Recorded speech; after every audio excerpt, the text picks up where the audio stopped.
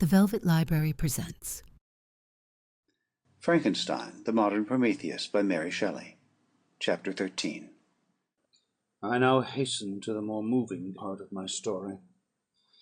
I shall relate events that impressed me with feelings which, from what I had been, have made me what I am. Spring advanced rapidly.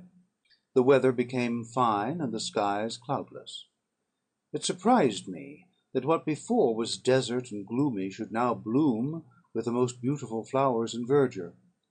My senses were gratified and refreshed by 1,000 scents of delight and 1,000 sights of beauty.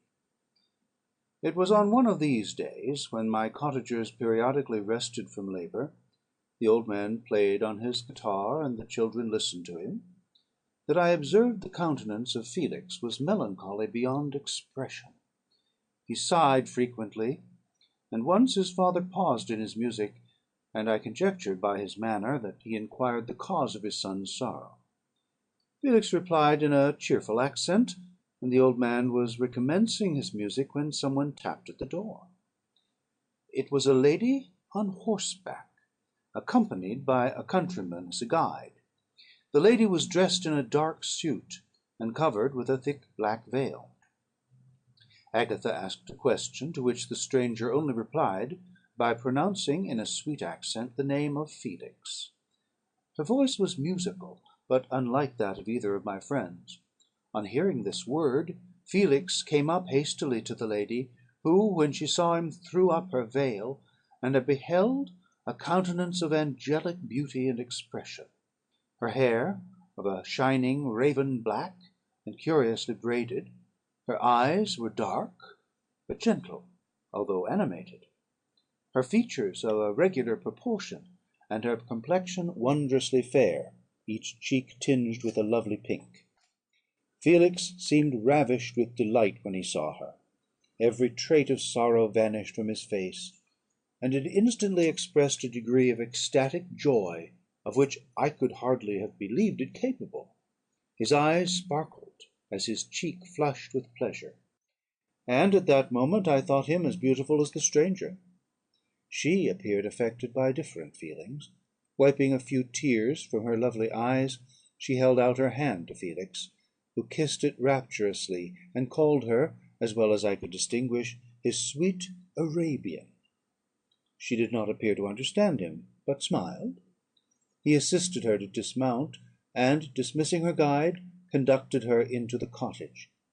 Some conversation took place between him and his father, and the young stranger knelt at the old man's feet, and would have kissed his hand, but he raised her and embraced her affectionately.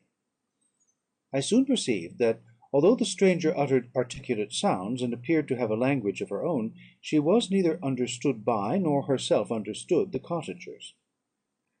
They made many signs which I did not comprehend, but I saw that her presence diffused gladness through the cottage, dispelling their sorrow as the sun dissipates the morning mists. Felix seemed peculiarly happy, and with smiles of delight welcomed his Arabian. Agatha, the ever gentle Agatha, kissed the hands of the lovely stranger, and, pointing to her brother, made signs which appeared to me to mean that he had been sorrowful until she came. Some hours passed thus, while they by their countenances expressed joy, the cause of which I did not comprehend. Presently I found, by the frequent recurrence of some sound which the stranger repeated after them, that she was endeavouring to learn their language, and the idea instantly occurred to me that I should make use of the same instructions to the same end. The stranger learned about 20 words at the first lesson. Most of them, indeed, were those which I had before understood, but I profited by the others. As night came on, Agatha and the Arabian retired early. When they separated, Felix kissed the hand of the stranger, and said, "Good night, sweet Safie." He sat up much longer, conversing with his father, and by the frequent repetition of her name, I conjectured that their lovely guest was the subject of their conversation. I ardently desired to understand them, and bent every faculty towards that purpose, but found it utterly impossible. The next morning Felix went out to his work, and after the usual occupations of Agatha were finished, the Arabian sat at the feet of the old man, and taking his guitar, played some airs so entrancingly beautiful that they at once drew tears of sorrow and delight from my eyes. She sang, and her voice flowed in a rich cadence, swelling or dying away like a nightingale of the woods. When she had finished, she gave the guitar to Agatha, who at first declined it. She played a simple air, and her voice accompanied it in sweet accents, but unlike the wondrous strain of the stranger. The old man appeared enraptured, and said some words which Agatha endeavoured to explain to Safie, and by which he appeared to wish to express that she bestowed on him the greatest delight by her music. The days now passed as peaceably as before, with the sole alteration that joy had taken place of sadness in the countenances of my friends. Safie was always gay and happy. She and I improved rapidly in the knowledge of language, so that in 2 months I began to comprehend most of the words uttered by my protectors. In the meanwhile, also, the black ground was covered with herbage, and the green banks interspersed with innumerable flowers, sweet to the scent and the eyes, stars of pale radiance among the moonlight woods. The sun became warmer, the nights clear and balmy, and my nocturnal rambles were an extreme pleasure to me, although they were considerably shortened by the late setting and early rising of the sun, for I never ventured abroad during daylight, fearful of meeting with the same treatment I had formerly endured in the first village which I entered. My days were spent in close attention, that I might more speedily master the language; and I may boast that I improved more rapidly than the Arabian, who understood very little, and conversed in broken accents, whilst I comprehended and could imitate almost every word that was spoken. While I improved in speech, I also learned the science of letters, as it was taught to the stranger, and this opened before me a wide field for wonder and delight. The book from which Felix instructed Safie was Volney's Ruins of Empires. I should not have understood the purport of this book, had not Felix, in reading it, given very minute explanations. He had chosen this work, he said, because the declamatory style was framed in imitation of the Eastern authors. Through this work I obtained a cursory knowledge of history, and a view of the several empires at present existing in the world.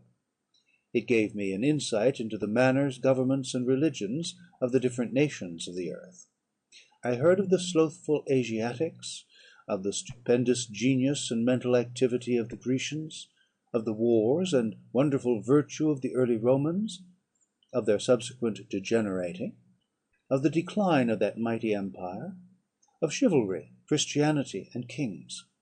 I heard of the discovery of the American hemisphere, and wept with Safie over the hapless fate of its original inhabitants. These wonderful narrations inspired me with strange feelings.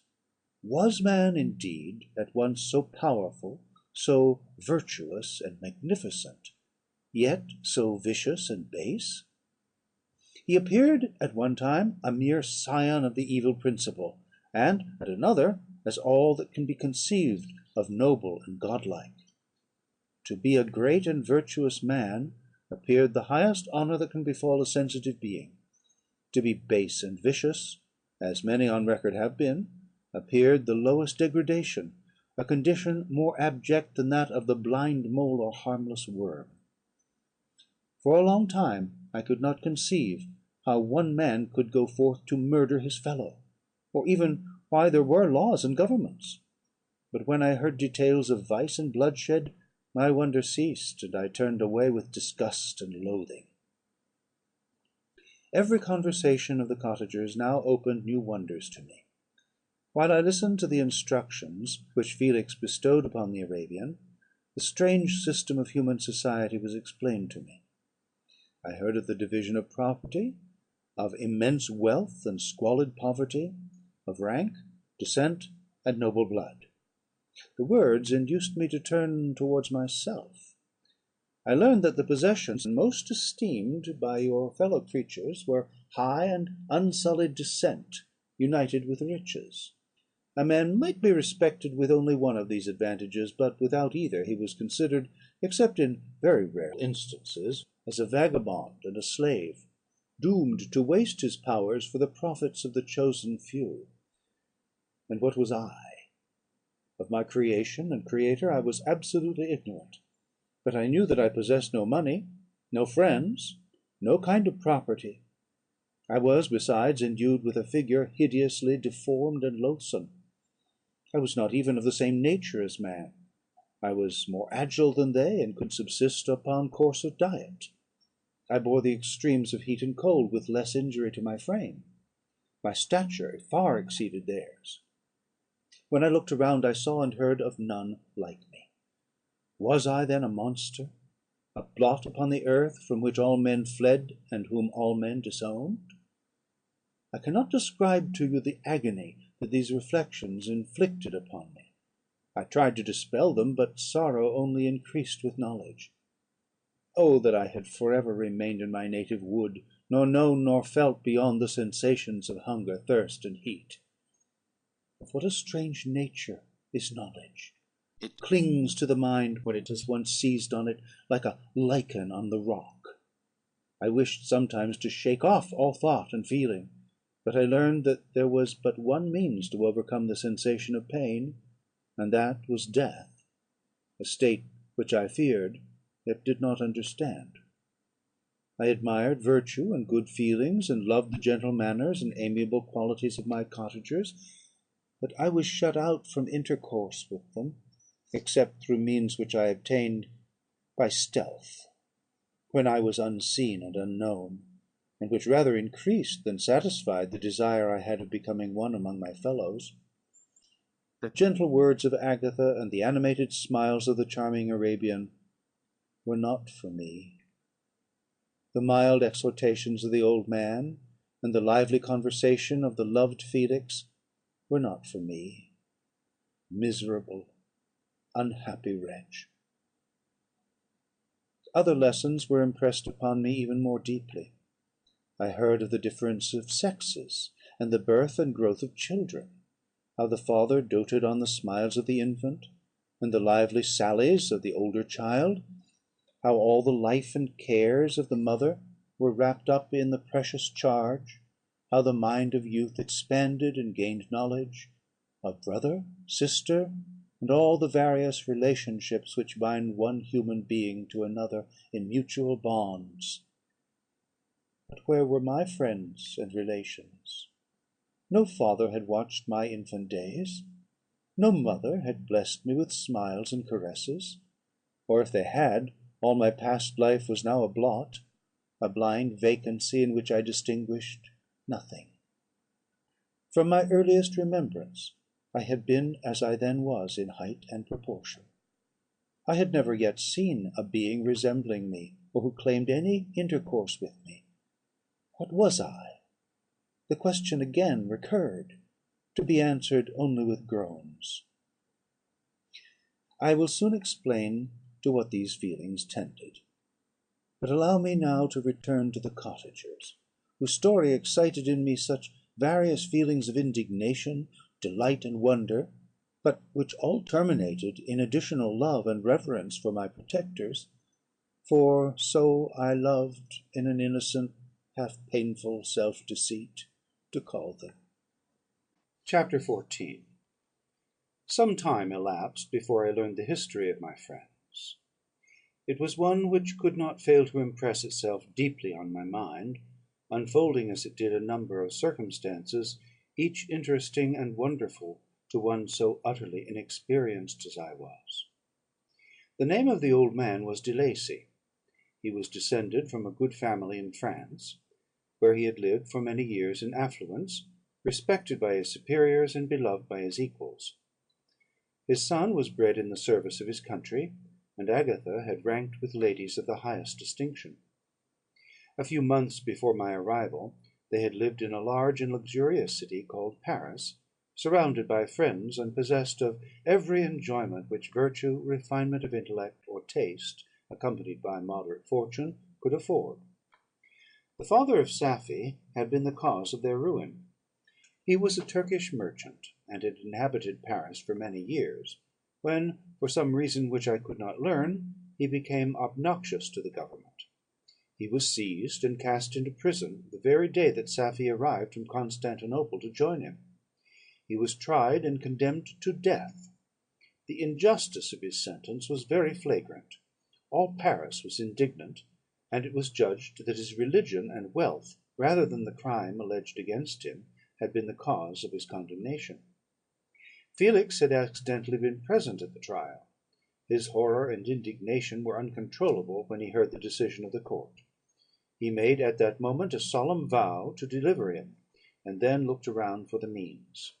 After many fruitless attempts to gain admittance to the prison, he found a strongly grated window in an unguarded part of the building, which lighted the dungeon of the unfortunate Mohammedan, who, loaded with chains, waited in despair the execution of the barbarous sentence. Felix visited the grate at night, and made known to the prisoner his intentions in his favour.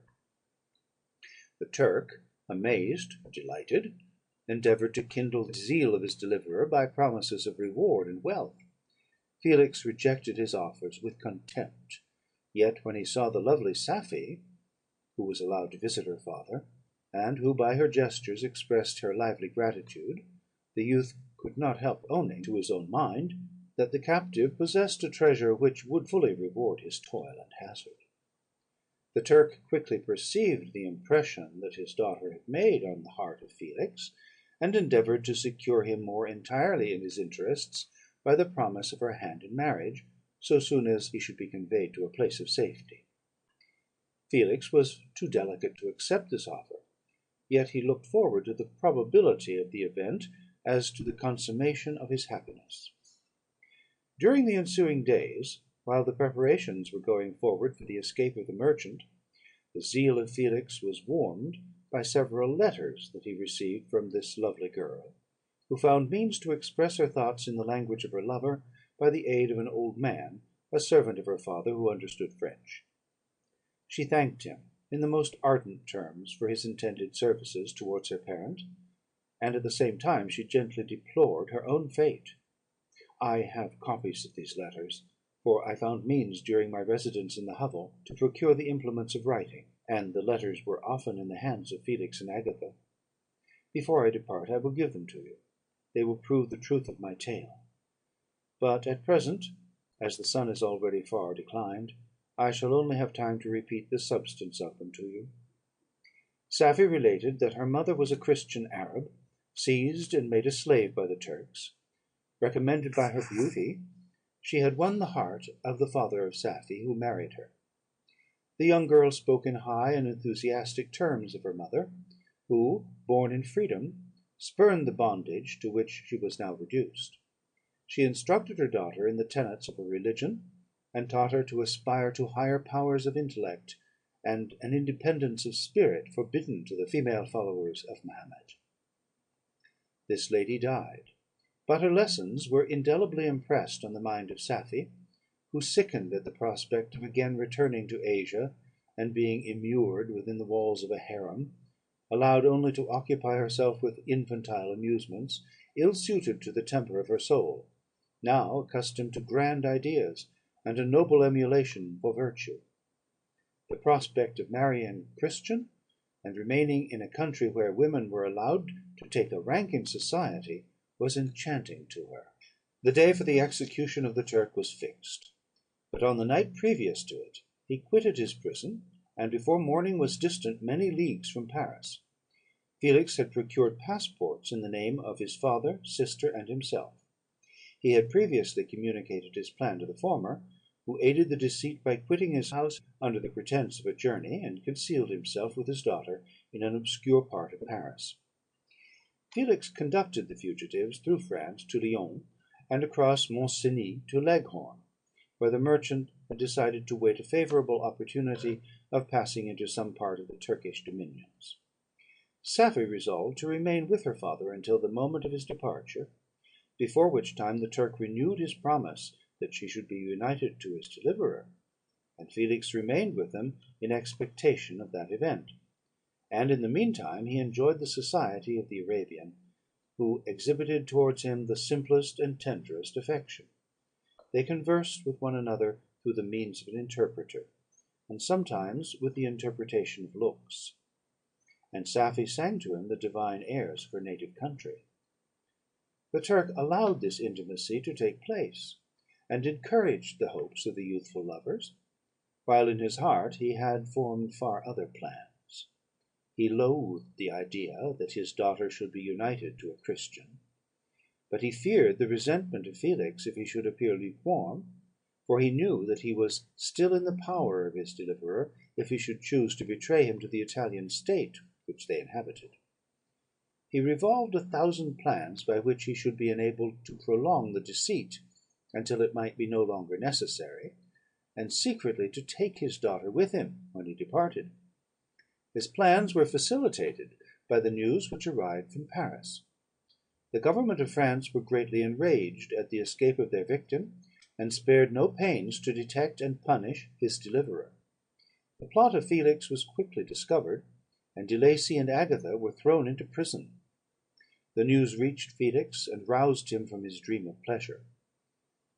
His blind and aged father and his gentle sister lay in a noisome dungeon, while he enjoyed the free air and the society of her whom he loved.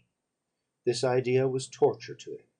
He quickly arranged with the Turk that, if the latter should find a favourable opportunity for escape before Felix could return to Italy, Safie should remain as a boarder at a convent at Leghorn, and then, quitting the lovely Arabian, he hastened to Paris, and delivered himself up to the vengeance of the law, hoping to free De Lacy and Agatha by this proceeding. He did not succeed. They remained confined for 5 months before the trial took place, the result of which deprived them of their fortune, and condemned them to a perpetual exile from their native country. They found a miserable asylum in the cottage in Germany, where I discovered them. Felix soon learned that the treacherous Turk, for whom he and his family endured such unheard of oppression, on discovering that his deliverer was thus reduced to poverty and ruin, became a traitor to good feeling and honour, and had quitted Italy with his daughter, insultingly sending Felix a pittance of money to aid him, as he said, in some plan of future maintenance. Such were the events that preyed on the heart of Felix, and rendered him, when I first saw him, the most miserable of his family. He could have endured poverty, and while this distress had been the meed of his virtue, he gloried in it; but the ingratitude of the Turk and the loss of his beloved Safie were misfortunes more bitter and irreparable. The arrival of the Arabian now infused new life into his soul. When the news reached Leghorn that Felix was deprived of his wealth and rank, the merchant commanded his daughter to think no more of her lover, but to prepare to return to her native country. The generous nature of Safie was outraged by this command. She attempted to expostulate with her father, but he left her angrily, reiterating his tyrannical mandate. A few days after, the Turk entered his daughter's apartment, and told her hastily that he had reason to believe that his residence at Leghorn had been divulged, and that he should speedily be delivered up to the French government. He had consequently hired a vessel to convey him to Constantinople, for which city he should sail in a few hours. He intended to leave his daughter under the care of a confidential servant, to follow at her leisure with the greater part of his property, which had not yet arrived at Leghorn. When alone, Safie resolved in her own mind the plan of conduct that it would become her to pursue in this emergency. A residence in Turkey was abhorrent to her. Her religion and her feelings were alike averse to it. By some papers of her father, which fell into her hands, she heard of the exile of her lover, and learnt the name of the spot where he then resided. She hesitated some time, but at length she formed her determination. Taking with her some jewels that belonged to her, and a sum of money, she quitted Italy with an attendant, a native of Leghorn, but who understood the common language of Turkey, and departed for Germany. She arrived in safety at a town about 20 leagues from the cottage of De Lacy, when her attendant fell dangerously ill. Safie nursed her with the most devoted affection, but the poor girl died, and the Arabian was left alone, unacquainted with the language of the country, and utterly ignorant of the customs of the world. She fell, however, into good hands. The Italian had mentioned the name of the spot for which they were bound, and after her death the woman of the house in which they had lived took care that Safie should arrive in safety at the cottage of her lover. Chapter 15. Such was the history of my beloved cottagers. It impressed me deeply. I learned, from the views of social life which it developed, to admire their virtues, and to deprecate the vices of mankind. As yet I looked upon crime as a distant evil. Benevolence and generosity were ever present before me, inciting within me a desire to become an actor in the busy scene where so many admirable qualities were called forth and displayed.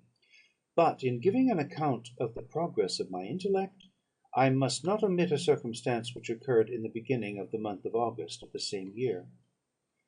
One night, during my accustomed visit to the neighbouring wood, where I collected my own food, and brought home firing for my protectors, I found on the ground a leathern portmanteau, containing several articles of dress and some books.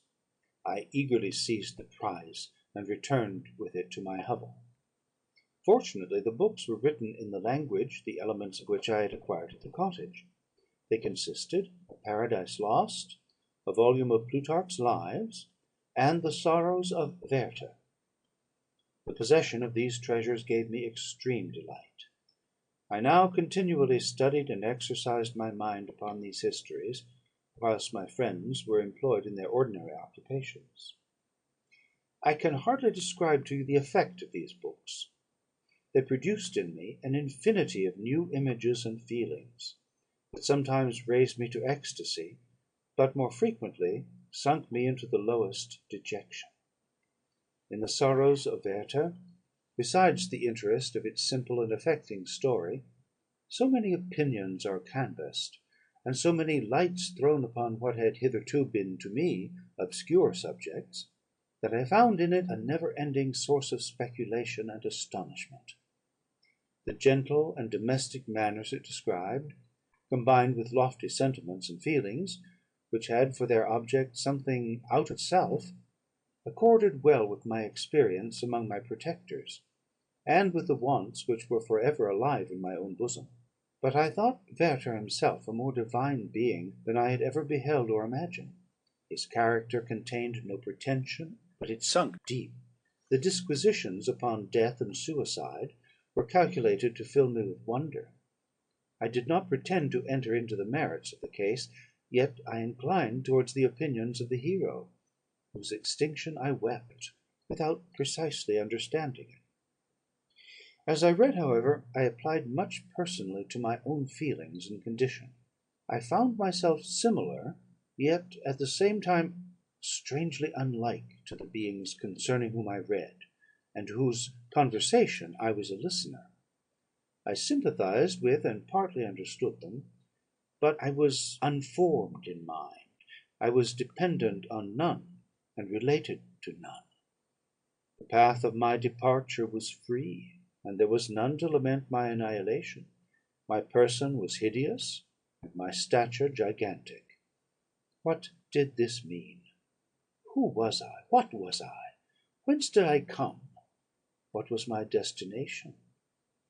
These questions continually recurred, but I was unable to solve them. The volume of Plutarch's Lives which I possessed contained the histories of the first founders of the ancient republics. This book had a far different effect upon me from the Sorrows of Werther.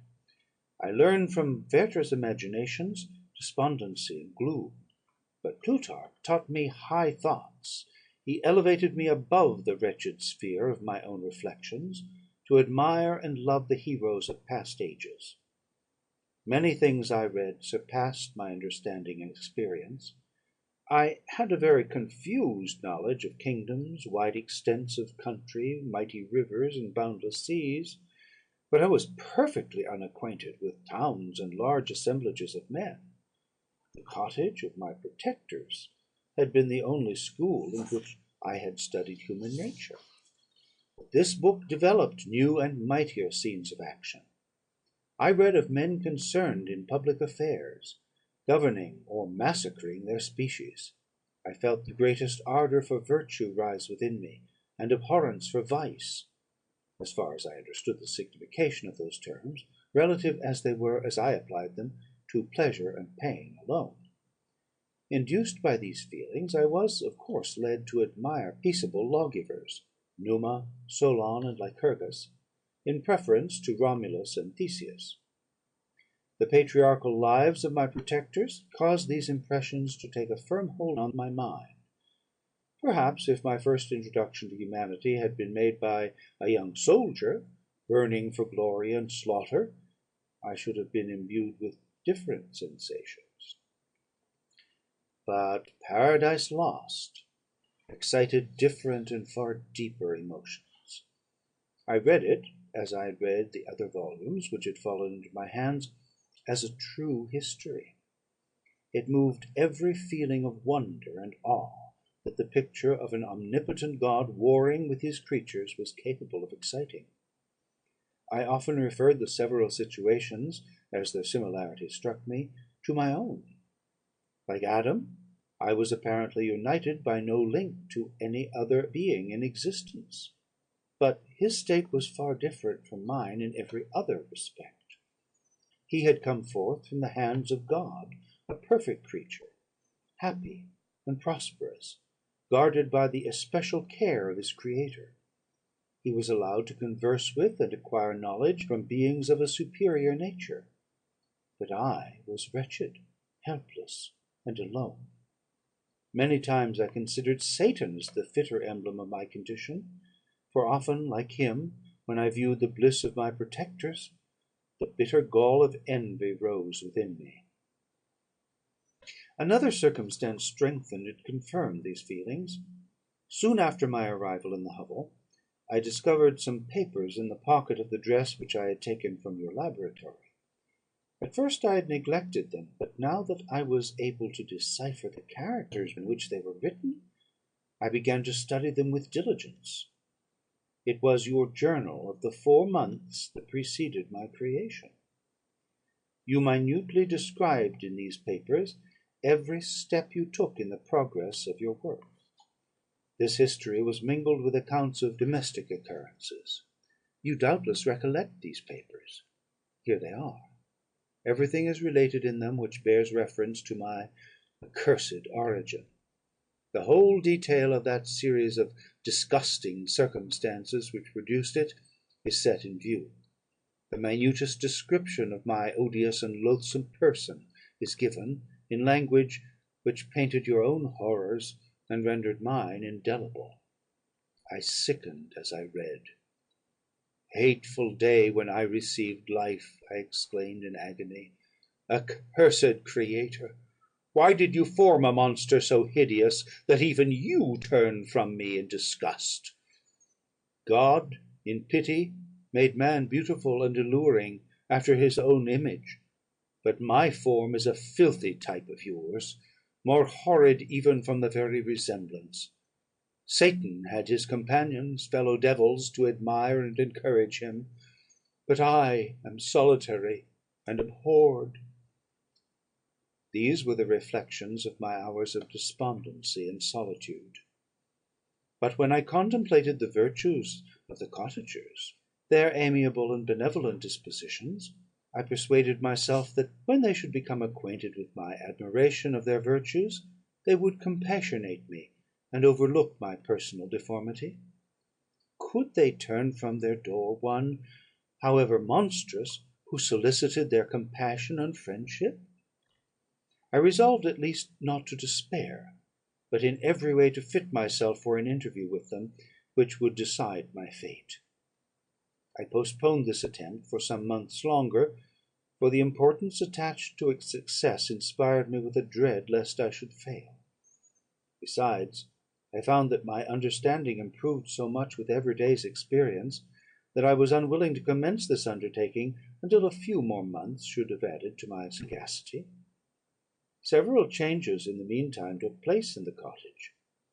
The presence of Safie diffused happiness among its inhabitants, and I also found that a greater degree of plenty reigned there. Felix and Agatha spent more time in amusement and conversation. and were assisted in their labours by servants.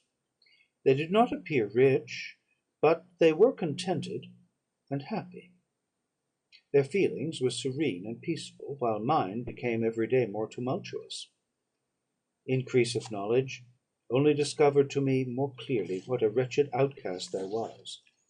I cherished hope, it is true, but it vanished when I beheld my person reflected in water, or my shadow in the moonshine, even as that frail image and that inconstant shade. I endeavoured to crush these fears, and to fortify myself for the trial which in a few months I resolved to undergo. And sometimes I allowed my thoughts, unchecked by reason, to ramble in the fields of paradise, and dared to fancy amiable and lovely creatures sympathizing with my feelings and cheering my gloom. Their angelic countenances breathed smiles of consolation, but it was all a dream.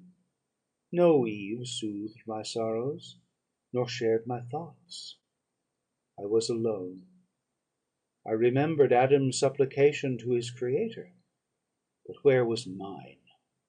He had abandoned me, and in the bitterness of my heart I cursed him.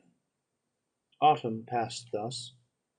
I saw with surprise and grief the leaves decay and fall, and nature again assume the barren and bleak appearance it had worn when I first beheld the woods and the lovely moon.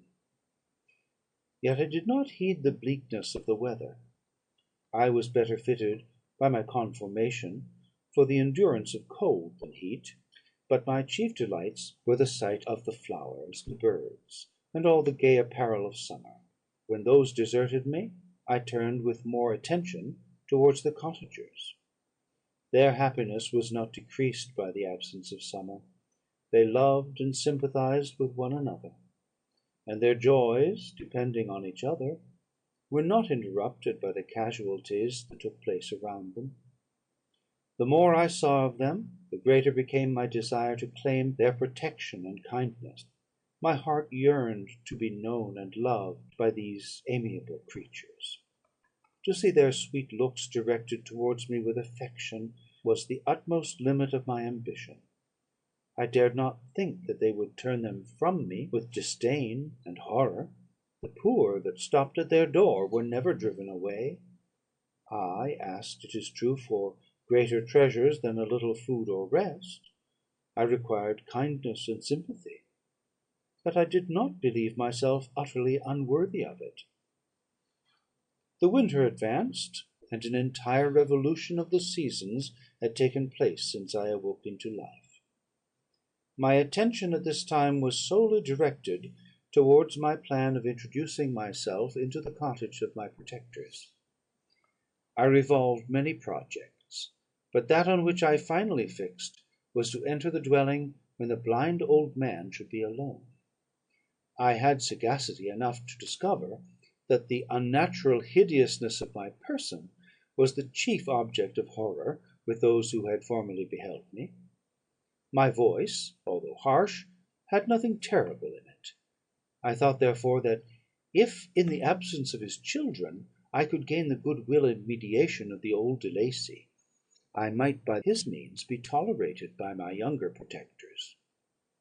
One day, when the sun shone on the red leaves that strewed the ground and diffused cheerfulness, although it denied warmth, Safie, Agatha, and Felix departed on a long country walk, and the old man, at his own desire, was left alone in the cottage. When his children had departed, he took up his guitar, and played several mournful but sweet airs, more sweet and mournful than I had ever heard him play before.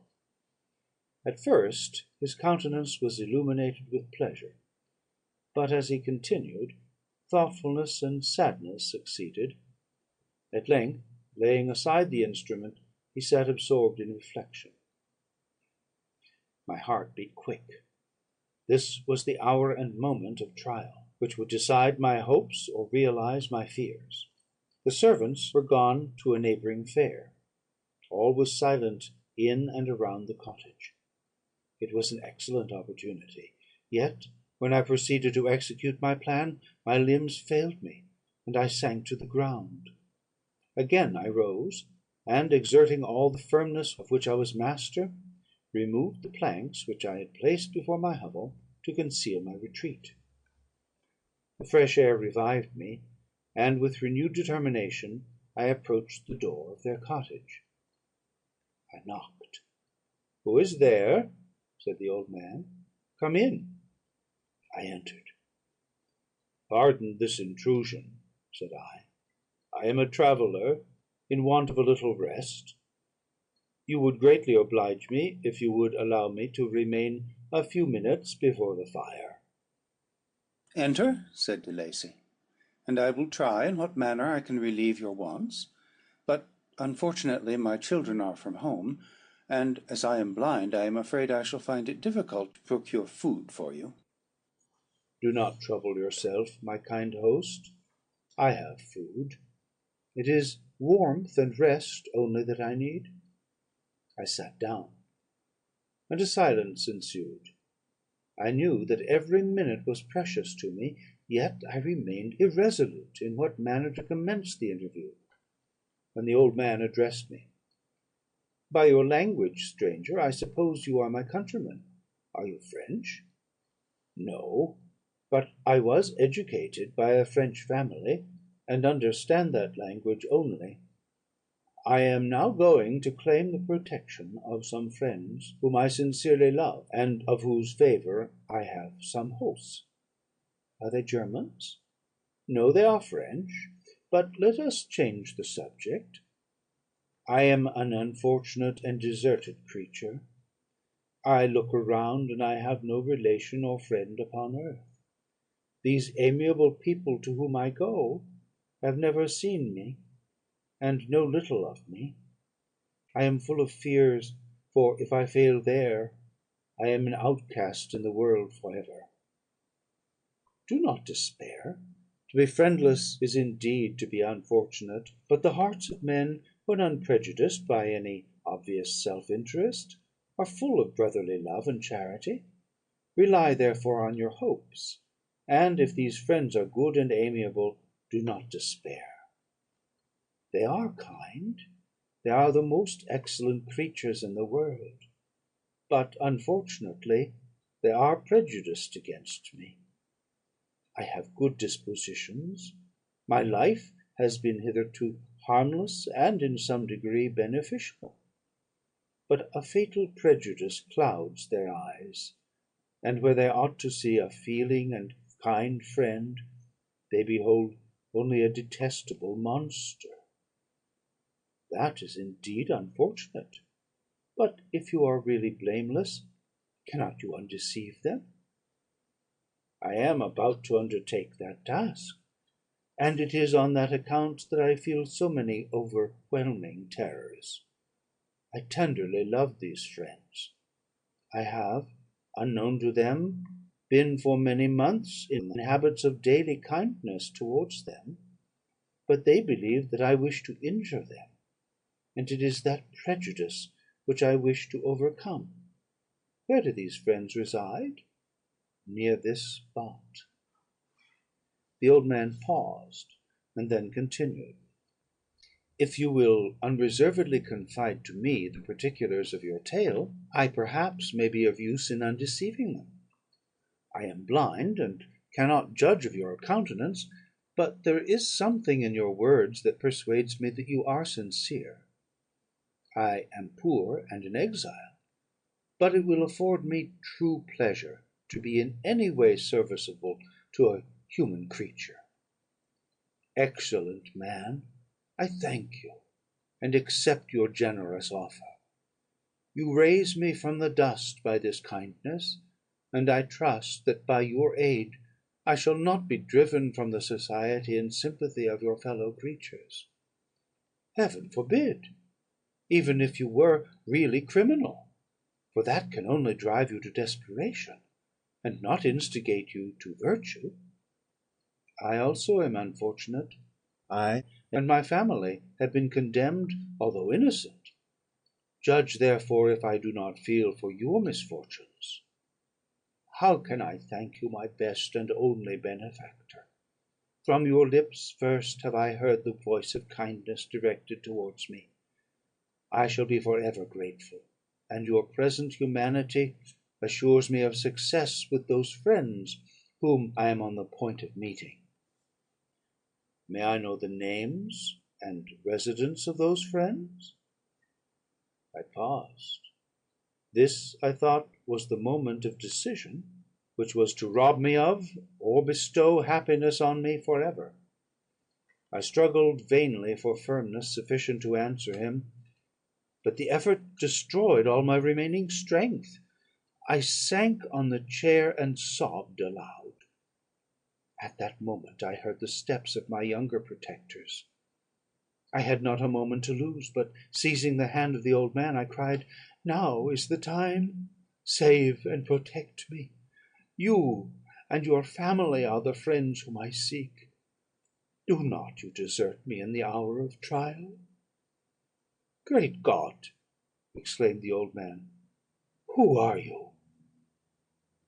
At that instant the cottage door was opened, and Felix, Safie, and Agatha entered.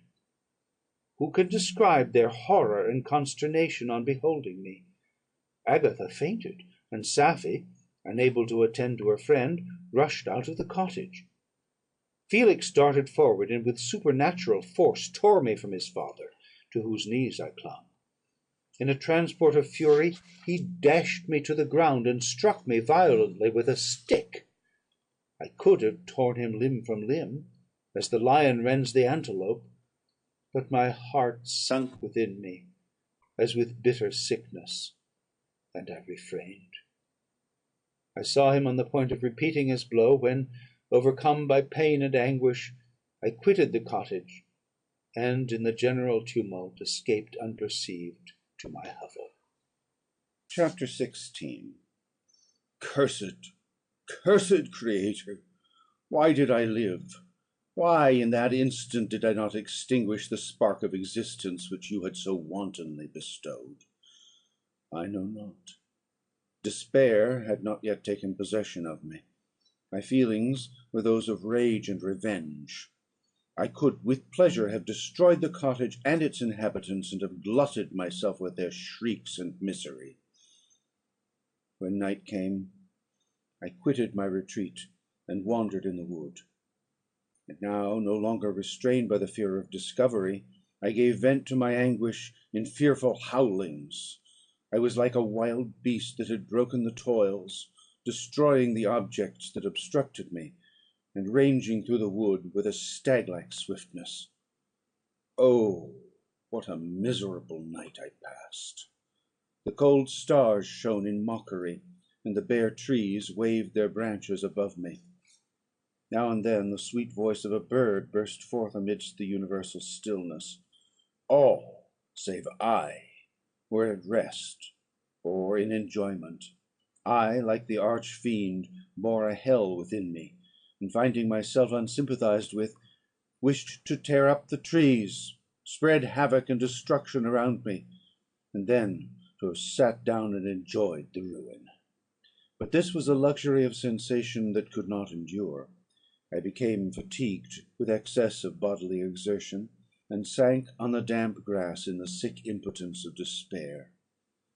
There was none among the myriad of men that existed who would pity or assist me. And should I feel kindness towards my enemies? No. From that moment I declared everlasting war against the species, and more than all against him who had formed me, and sent me forth to this insupportable misery. The sun rose. I heard the voices of men, and knew that it was impossible to return to my retreat during that day. Accordingly, I hid myself in some thick underwood, determining to devote the ensuing hours to reflection on my situation. The pleasant sunshine and the pure air of day restored me to some degree of tranquillity. And when I considered what had passed at the cottage, I could not help believing that I had been too hasty in my conclusions. I had certainly acted imprudently. It was apparent that my conversation had interested the father in my behalf, and I was a fool in having exposed my person to the horror of his children. I ought to have familiarized the old De Lacy to me, and by degrees to have discovered myself to the rest of his family, when they should have been prepared for my approach. But I did not believe my errors to be irretrievable, and after much consideration I resolved to return to the cottage, seek the old man, and by my representations win him to my party. These thoughts calmed me, and in the afternoon I sank into a profound sleep. But the fever of my blood did not allow me to be visited by peaceful dreams. The horrible scene of the preceding day was for ever acting before my eyes. The females were flying, and the enraged Felix tearing me from his father's feet. I awoke exhausted, and finding that it was already night, I crept forth from my hiding place, and went in search of food. When my hunger was appeased, I directed my steps towards the well-known path that conducted to the cottage. All there was at peace. I crept into my hovel, and remained in silent expectation of the accustomed hour when the family arose. That hour passed. The sun mounted high in the heavens, but the cottagers did not appear. I trembled violently, apprehending some dreadful misfortune. The inside of the cottage was dark, and I heard no motion. I cannot describe the agony of this suspense. Presently 2 countrymen passed by, but pausing near the cottage, they entered into conversation, using violent gesticulations. But I did not understand what they said, as they spoke the language of the country, which differed from that of my protectors. Soon after, however, Felix approached with another man. I was surprised, as I knew that he had not quitted the cottage that morning, and waited anxiously to discover from his discourse the meaning of these unusual appearances. "Do you consider," said his companion to him, "that you will be obliged to pay 3 months' rent, and to lose the produce of your garden? I do not wish to take any unfair advantage, and I beg, therefore, that you will take some days to consider of your determination."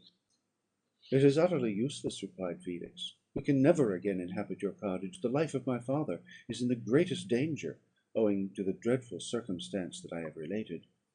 My wife and my sister will never recover from their horror.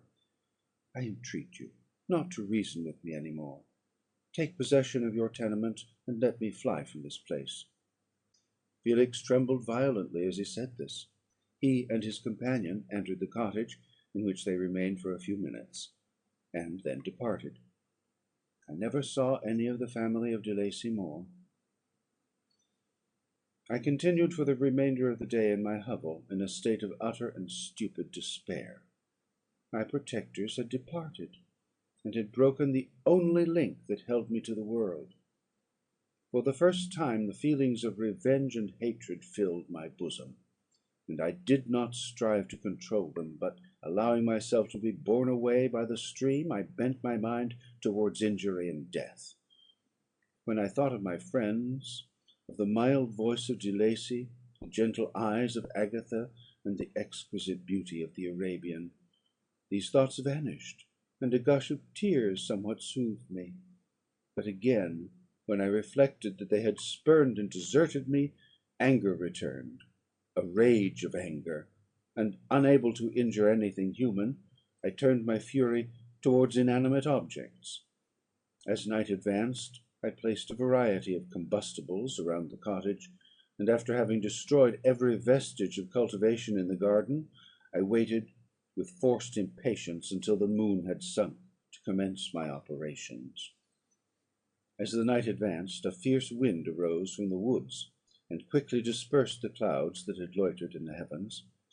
The blast tore along like a mighty avalanche, and produced a kind of insanity in my spirits that burst all bounds of reason and reflection. I lighted the dry branch of a tree, and danced with fury around the devoted cottage, my eyes still fixed on the western horizon, the edge of which the moon merely touched. A part of its orb was at length hid, and I waved my brand. It sunk, and with a loud scream I fired the straw and heath and bushes which I had collected. The wind fanned the fire, and the cottage was quickly enveloped by the flames, which clung to it and licked it with their forked and destroying tongues. As soon as I was convinced that no assistance could save any part of the habitation, I quitted the scene, and sought for refuge in the woods. And now, with the world before me, whither should I bend my steps? I resolved to fly far from the scene of my misfortunes; but to me, hated and despised, every country must be equally horrible.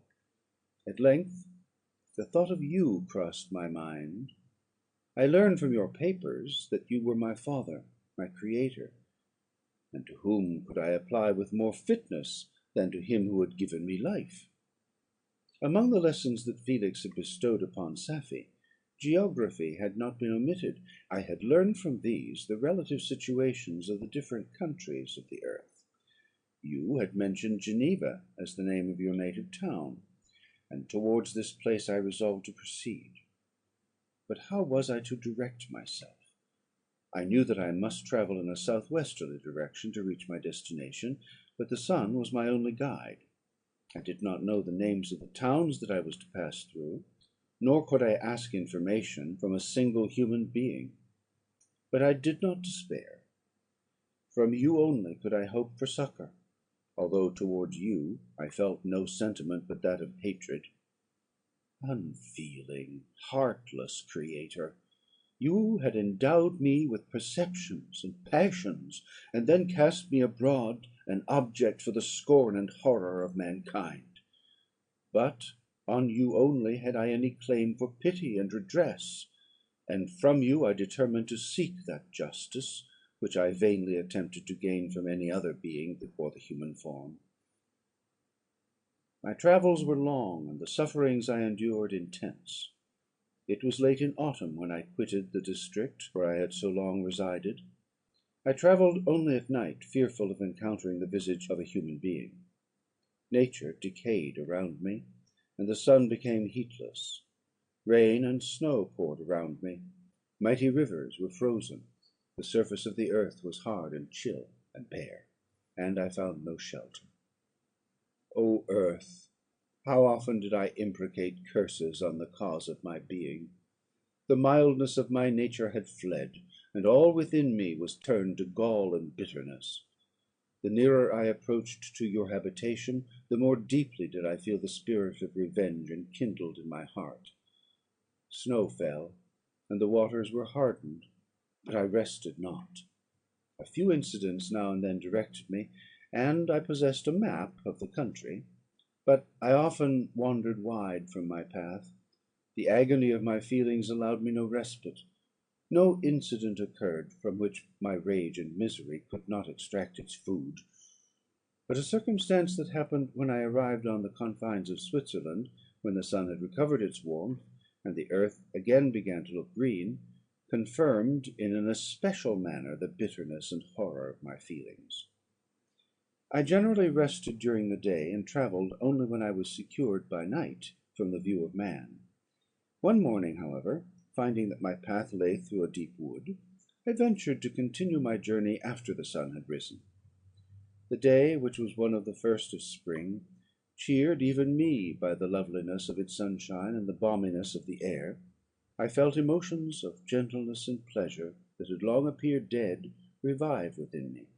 Half surprised by the novelty of these sensations, I allowed myself to be borne away by them, and, forgetting my solitude and deformity, dared to be happy. Soft tears again bedewed my cheeks, and I even raised my humid eyes with thankfulness towards the blessed sun, which bestowed such joy upon me. I continued to wind among the paths of the wood, until I came to its boundary, which was skirted by a deep and rapid river, into which many of the trees bent their branches, now budding with the fresh spring. Here I paused, not exactly knowing what path to pursue, when I heard the sound of voices that induced me to conceal myself under the shade of a cypress. I was scarcely hid, when a young girl came running towards the spot where I was concealed, laughing, as if she ran from some one in sport. She continued her course along the precipitous sides of the river, when suddenly her foot slipped, and she fell into the rapid stream. I rushed from my hiding place, and, with extreme labour, from the force of the current saved her, and dragged her to shore. She was senseless, and I endeavoured by every means in my power to restore animation, when I was suddenly interrupted by the approach of a rustic, who was probably the person from whom she had playfully fled. On seeing me, he darted towards me, and tearing the girl from my arms, hastened towards the deeper parts of the wood. I followed speedily. I hardly knew why, but when the man saw me draw near, he aimed a gun which he carried at my body, and fired. I sunk to the ground, and my injurer, with increased swiftness, escaped into the wood. This was then the reward of my benevolence. I had saved a human being from destruction, and as a recompense I now writhed under the miserable pain of a wound which shattered the flesh and bone. The feelings of kindness and gentleness which I had entertained but a few moments before gave place to hellish rage and gnashing of teeth. Inflamed by pain, I vowed eternal hatred and vengeance to all mankind. But the agony of my wound overcame me, my pulses paused, and I fainted. For some weeks I led a miserable life in the woods, endeavouring to cure the wound which I had received. The ball had entered my shoulder, and I knew not whether it had remained there or passed through. At any rate, I had no means of extracting it. My sufferings were augmented also by the oppressive sense of the injustice and ingratitude of their infliction. My daily vows rose for revenge, a deep and deadly revenge, such as would alone compensate for the outrages and anguish I had endured. After some weeks my wound healed, and I continued my journey. The labours I endured were no longer to be alleviated by the bright sun or gentle breezes of spring. All joy was but a mockery which insulted my desolate state, and made me feel more painfully that I was not made for the enjoyment of pleasure. But my toils now drew near a close, and in 2 months from this time I reached the environs of Geneva.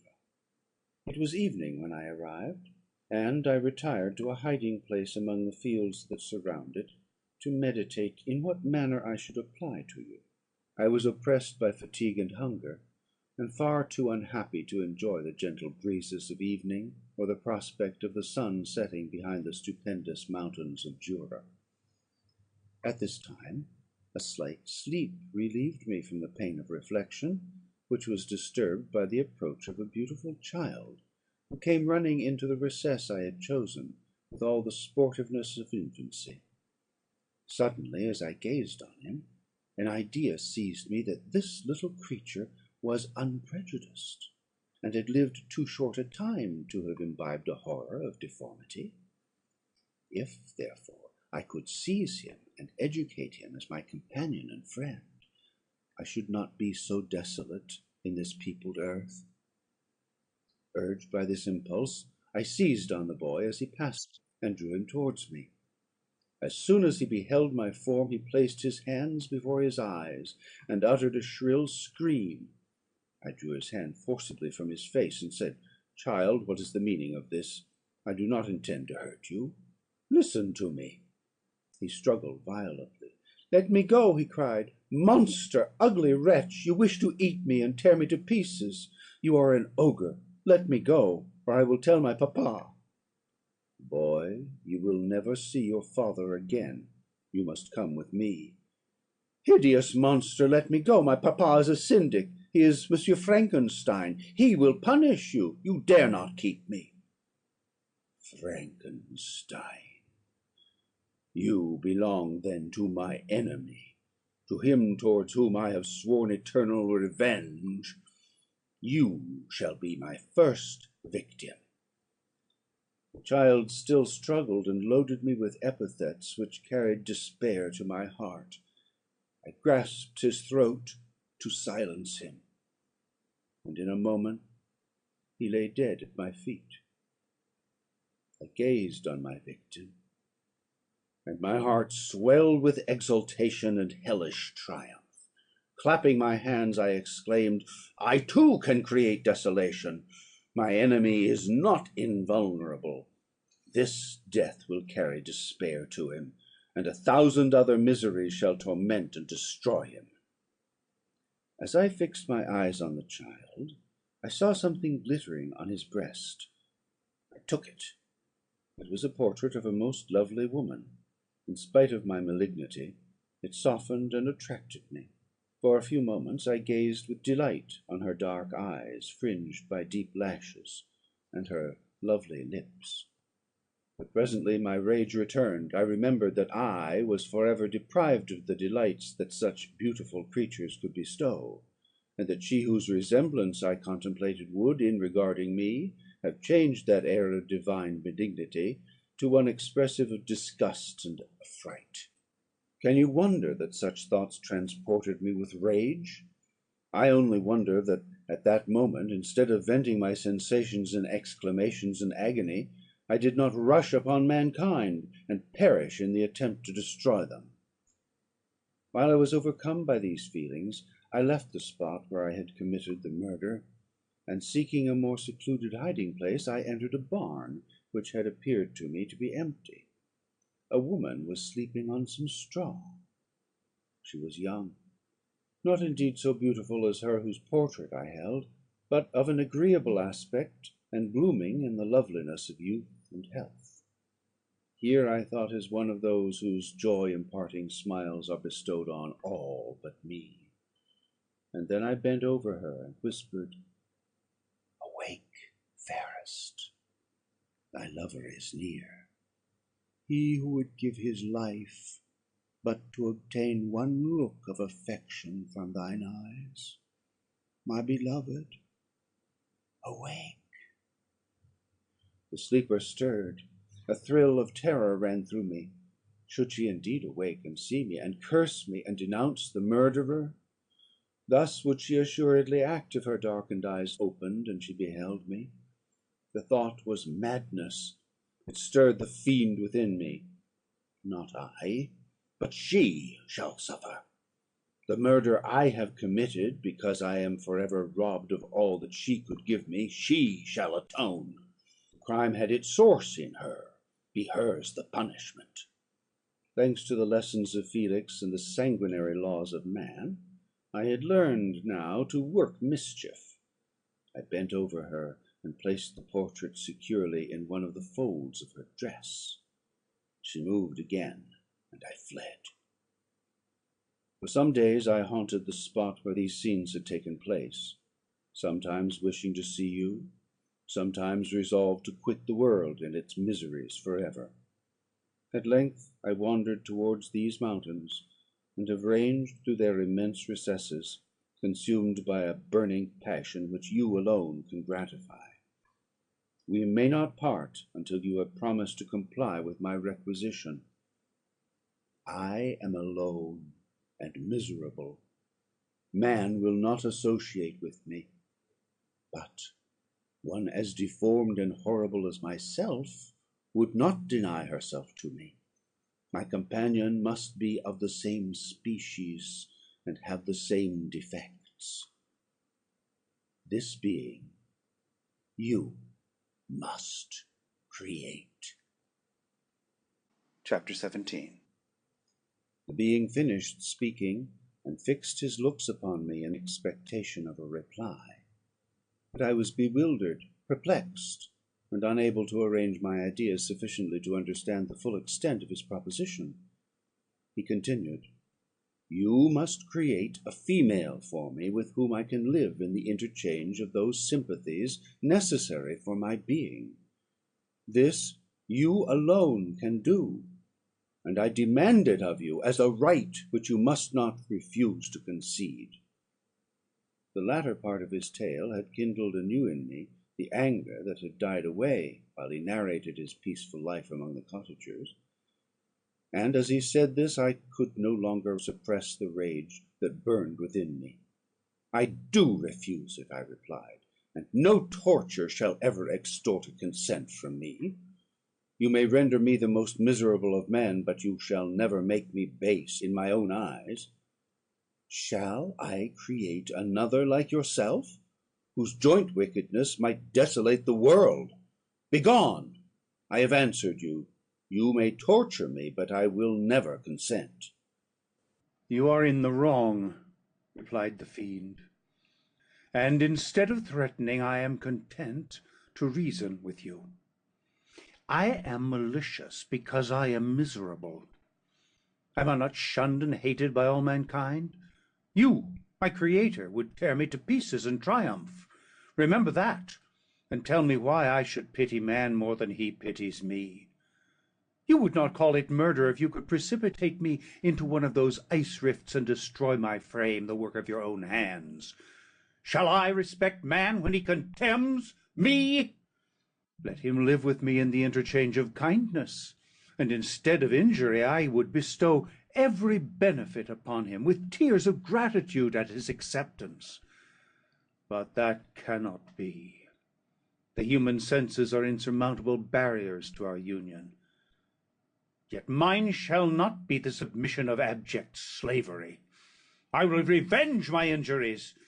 If I cannot inspire love, I will cause fear, and chiefly towards you, my arch-enemy, because my creator, do I swear inextinguishable hatred. Have a care.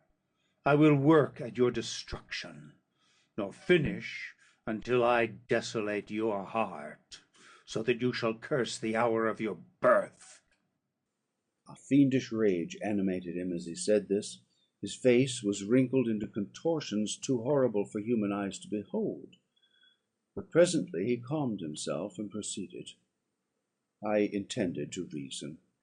This passion is detrimental to me, for you do not reflect that you are the cause of its excess. If any being felt emotions of benevolence towards me, I should return them 100 and 100-fold. For that one creature's sake, I would make peace with the whole kind. But I now indulge in dreams of bliss that cannot be realized. What I ask you is reasonable and moderate. I demand a creature of another sex, but as hideous as myself. The gratification is small, but it is all that I can receive, and it shall content me. It is true we shall be monsters, cut off from all the world, but on that account we shall be more attached to one another. Our lives will not be happy, but they will be harmless and free from the misery I now feel. Oh, my Creator, make me happy. Let me feel gratitude towards you for one benefit. Let me see that I excite the sympathy of some existing thing. Do not deny me my request. I was moved.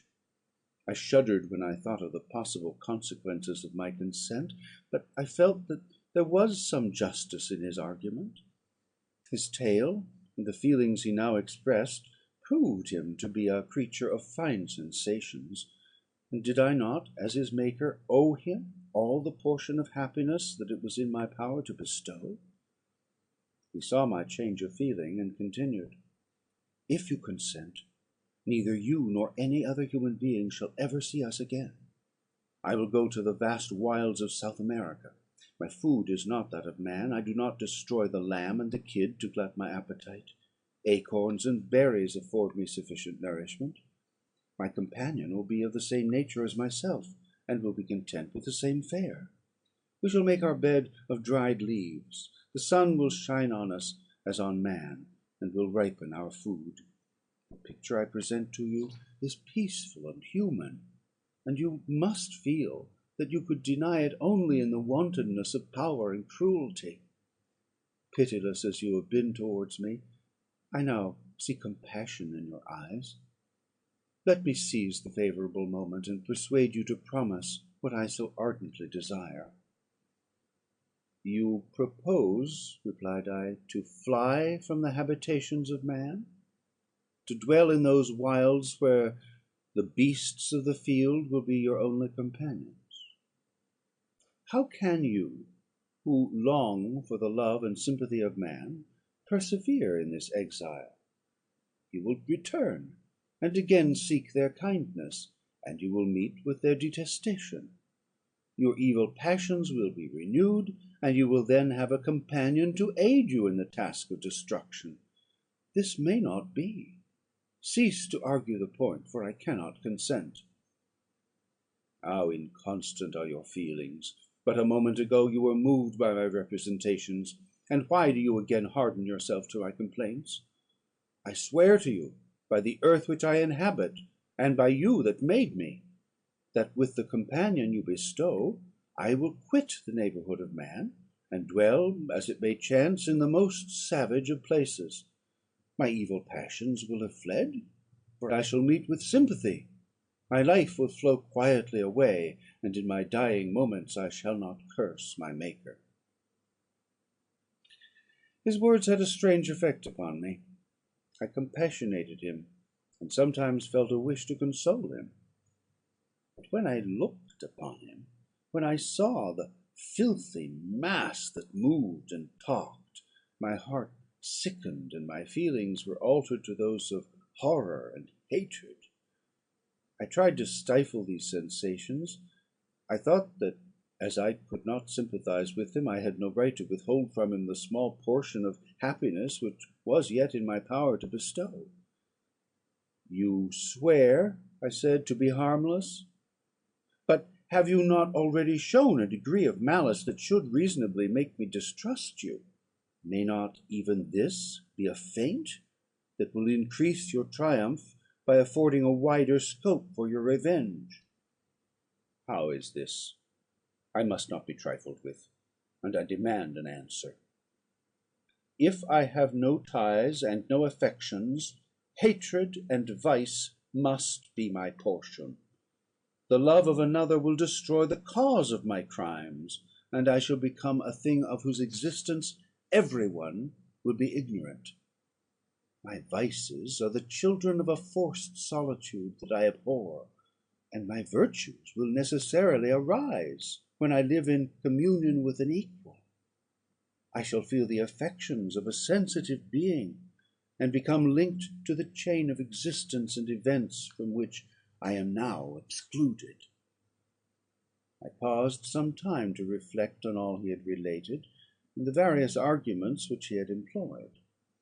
I thought of the promise of virtues which he had displayed on the opening of his existence, and the subsequent blight of all kindly feelings by the loathing and scorn which his protectors had manifested towards him. His power and threats were not omitted in my calculations. A creature who could exist in the ice caves of the glaciers, and hide himself from pursuit among the ridges of inaccessible precipices, was a being possessing faculties it would be vain to cope with. After a long pause of reflection, I concluded that the justice due both to him and my fellow creatures demanded of me that I should comply with his request. Turning to him, therefore, I said, "I consent to your demand, on your solemn oath to quit Europe for ever, and every other place in the neighbourhood of man, as soon as I shall deliver into your hands a female who will accompany you in your exile." "I swear," he cried, "by the sun, and by the blue sky of heaven, and by the fire of love that burns my heart, that if you grant my prayer, while they exist, you shall never behold me again. Depart to your home, and commence your labours. I shall watch your progress with unutterable anxiety, and fear not but that, when you are ready, I shall appear." Saying this, he suddenly quitted me, fearful perhaps of any change in my sentiments. I saw him descend the mountain with greater speed than the flight of an eagle, and quickly lost among the undulations of the sea of ice. His tale had occupied the whole day, and the sun was upon the verge of the horizon when he departed. I knew that I ought to hasten my descent towards the valley, as I should soon be encompassed in darkness. But my heart was heavy, and my steps slow. The labour of winding among the little paths of the mountains, and fixing my feet firmly as I advanced, perplexed me, occupied as I was by the emotions which the occurrences of the day had produced. Night was far advanced when I came to the half-way resting place, and seated myself beside the fountain. The stars shone at intervals, as the clouds passed from over them. The dark pines rose before me, and every here and there a broken tree lay on the ground. It was a scene of wonderful solemnity, and stirred strange thoughts within me. I wept bitterly, and, clasping my hands in agony, I exclaimed, "O stars and clouds and winds, ye are all about to mock me. If ye really pity me, crush sensation and memory. Let me become as naught. But if not, depart, depart, and leave me in darkness." These were wild and miserable thoughts, but I cannot describe to you how the eternal twinkling of the stars weighed upon me, and how I listened to every blast of wind, as if it were a dull, ugly sirocco on its way to consume me. Morning dawned before I arrived in the village of Chamounix. I took no rest, but returned immediately to Geneva. Even in my own heart I could give no expression to my sensations. They weighed on me with a mountain's weight, and their excess destroyed my agony beneath them. Thus I returned home, and, entering the house, presented myself to the family. My haggard and wild appearance awoke intense alarm, but I answered no question. Scarcely did I speak. I felt as if I were placed under a ban, as if I had no right to claim their sympathies, as if never more might I enjoy companionship with them. Yet even thus I loved them to adoration, and, to save them, I resolved to dedicate myself to my most abhorred task. The prospect of such an occupation made every other circumstance of existence pass before me like a dream, and that thought only had to me the reality of life. Subscribe to the Velvet Library for more candlelit literature